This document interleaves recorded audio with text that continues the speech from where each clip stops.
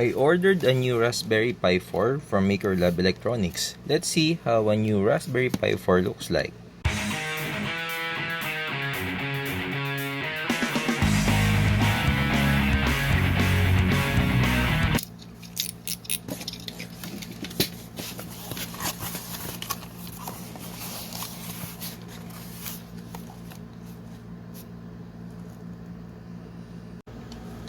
I actually ordered two sets of these kits.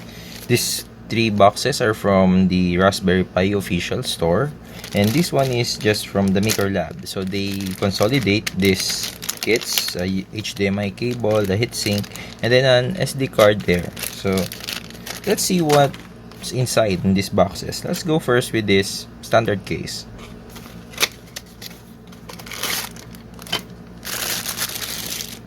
So this is the standard case.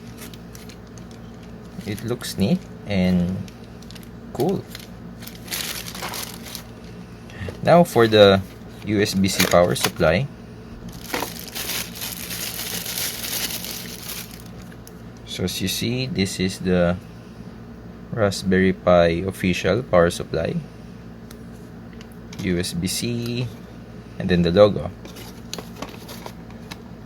Now on the official Raspberry Pi board.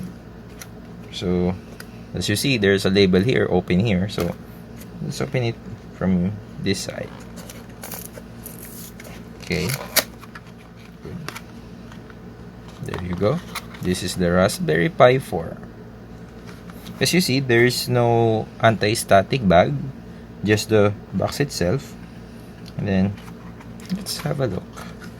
When you're opening this type of boards, just ensure that you're holding it on the side and not touching any pins above, so that you will not introduce any electrostatic discharge. Although it has ESD protections, it's better not to touch them. That's all for this video. I hope you find this unboxing useful, and see you on the next video. Thank you.